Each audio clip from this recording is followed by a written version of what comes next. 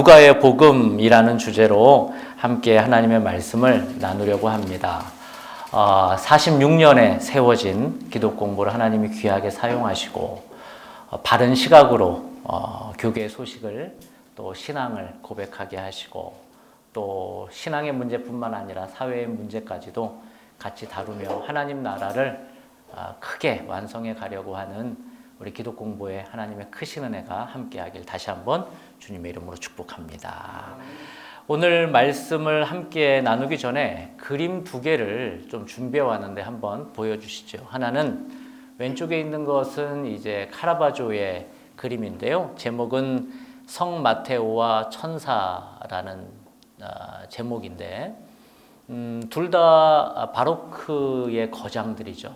왼쪽은 카라바조고 오른쪽은 역시 주제는 마태의 주제입니다. 물론 오늘 성경은 누가이지만 그러나 이제 제가 보고 싶은 것은 복음서를 쓴 이 저자 마태, 마가, 누가, 요한 이 사람들을 어떻게 화가들이 그려내는지 두 시각을 좀 보려고 하는 거예요. 그러니까 왼쪽은 카라바조인데 천사의 위치가 어디에 있는지 한번 보시고 오른쪽은 너무나 유명한 렘브란트인데 천사가 어디에 있는지, 그러니까 렘브란트 왼쪽에 있는 사람이 이제 천사인 거죠. 사람이 아니고 천사가 왼쪽에 있는 거예요.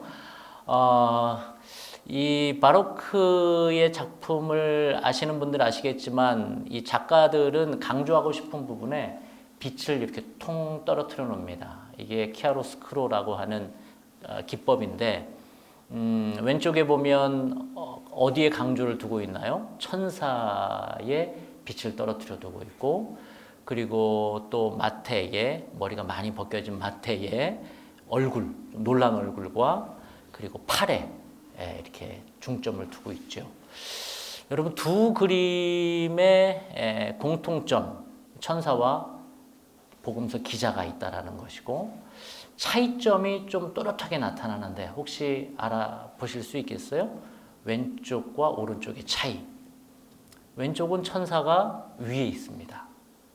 그리고 오른쪽 렘브란트의 그림은 천사가 옆에 있죠. 당대의 복음서, 그러니까 성경을 계시받은 복음서 기자를 바라보는 관점이 두 개가 있다는 거예요. 첫 번째는 왼쪽처럼 위에서 계시가 오는 거를 받아 적는 뭔가 받아 적기 바쁜 마태의 모습이 있는 거예요. 그러니까 하나라도 놓치지 않으려고 하는 이 마태의 모습. 이런 모습도 사실 성경 기자의 중요한 역할이죠.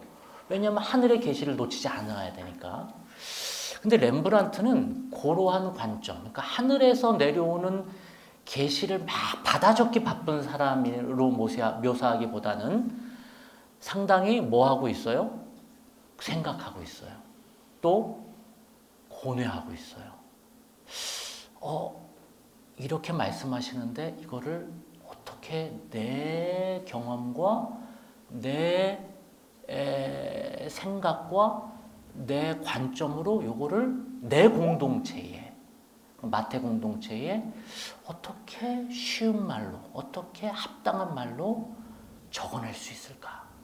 고민하는 모습입니다. 여러분은 왼쪽 그림이 편하세요? 오른쪽 그림이 편하세요? 아니, 왼쪽 그림이 더 성경적이세요? 오른쪽 그림이 더 성경적이세요? 이거는 다 맞는 말일 거예요.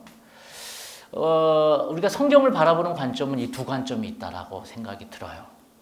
하나님의 계시를 한 글자라도 놓치지 않으려고 적어내는 관점. 그리고 오른쪽에 렘브란트의 그림처럼 하나님의 계시가 내 안에서 어떻게 역사하는지를 고민하고 이 글이 어떻게 사람들에게 영향을 줄지 내가 책임을 지고 저는 기독 공부에 하나님 어떤 말씀을 함께 나누고자 하십니까? 라는 질문 앞에 이 그림 두 개가 좀 생각이 났습니다. 하면서 기독 공부를 하나님이 80년 전에 이 땅에 세워주신 이유, 문서 선교사와 방송 선교사로 하나님이 여러분들을 세우신 이유가 뭘까? 그저 카라바조의 그림처럼 누가 시키는 대로 빨리 받아 적고 빨리 정리해서 빨리 송출하고 나는 손에서 털고, 물론 이 그림도 의미가 있겠지만 저는 이 렘브란트의 그림이 더 마음에 옵니다. 그리고 렘브란트의 삶이 오히려 더 하나님이 우리를 보내신 사역이 아닐까라는 생각을 해봅니다. 사실 목사도 이러한 위치에 서 있죠. 목사도 그때그때 주시는 말씀을 그냥 잘 전하면 되는 거죠. 그런데 저는 수원성 교회가 어떠한 교회인지, 그리고 수원성 교회의 지금 기도 제목은 뭔지, 성도들이 지금 어떤 아픔에서 하나님의 말씀을 기다리고 있는지, 오른쪽 그림보다는 왼쪽에 렘브란트의 자세가 더 필요한 사람이라고 보는 거죠. 이제 누가의 얘기로 넘어가 봅시다. 누가는 아주 독특하게 마태, 마가, 누가, 요한의 시작점을 아주 독특하게 그는 펼쳐갑니다. 시작이 이렇습니다. 우리 중에 이루어진 사실에 대하여. 그러니까 당대의 예수님에 대한 이야기가 많다라는 거예요. 근데 확실한 것은 이건 팩트다는 거예요. 이건 누구도 부인하지 못할 사실이다. 예수님의 탄생, 예수님이 역사적 예수로 이 땅에 사셨던 것, 그리고 예수님의 죽으심과 부활, 그리고 승천. 이거는 팩트다라는 거예요. 이 팩트 앞에서 내가 어떻게 대하느냐. 2절은 이렇게 얘기를 해요. 처음부터 목격자와 말씀에 일꾼된 자들이 전하여 준 그대로 내력을 저술하려고 붓을 든 사람이 많은지라. 그러니까 많은 사람들이 이 복음에 대해서 글을 쓰고 이야기를 하고 전하려고 노력을 많이 한 문서들이 많다라는 거예요.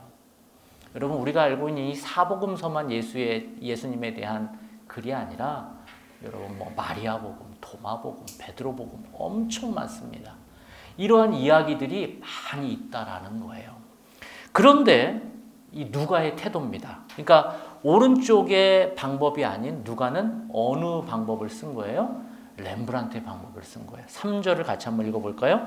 그 모든 일을 근원부터 자세히 미루어 살핀 나도 데오빌로 각하에게 차례대로 써보내는 것이 좋은 줄 알았노니. 저는 이 부사와 부사구가 제 마음에 와 닿아요. 근원부터 자세히 미루어 살핀, 이건 형용사네요. 아무튼 이렇게 이 누가의 태도가 전 참 멋있어요.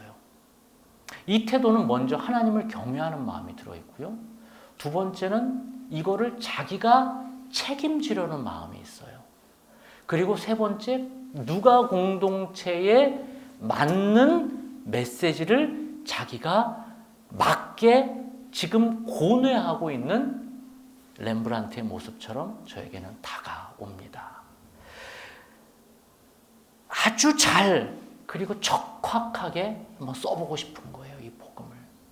근데 자기의 필력과 에세이적 어떤 달란트로 만들어 보고 싶은 게 아니라 하나님의 성령의 강한 임재 속에 붙들려서 써보고 싶은 거예요.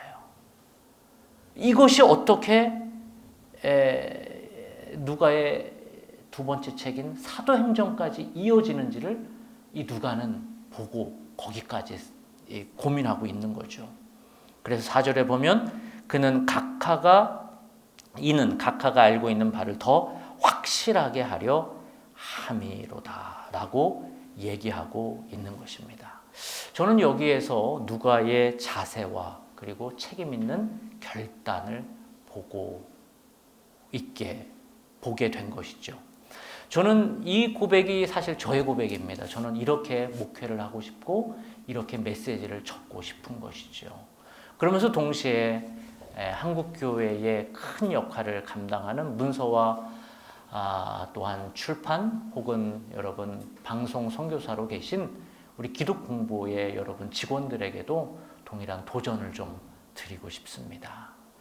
물론 카라마조의 그러한 하나님의 계시가 온전히 내려오는 그 시간도 우리에게 필요합니다. 기도할 때, 말씀 앞에 섰을 때 온전히 하나님을 깊이 만나는 역사가 카라바조의 모습처럼 있어야 될 것이고, 그런데 받아 적기만 급급한 그러한 우리가 아니라 렘브란트의 그림처럼 나의 고민과 나의 어떤 현장에 대한 숙고와 그리고 그것을 체득하려고 하는 어떤 나의 노력과 그리고 또한 그것을 책임지려는 결단과 이제 그러한 모습이 우리에게 있을 때 하나님은 이 누가의 복음을 어느 복음보다도 누가가 이렇게 사도행전을 쓰는 어떤 두 번째 책을 써내려 가면서 복음의 확장을 그렇게 펴내려 갔던 것처럼 영향력이 있는 사람으로 하나님이 세우신 것처럼 우리를 그렇게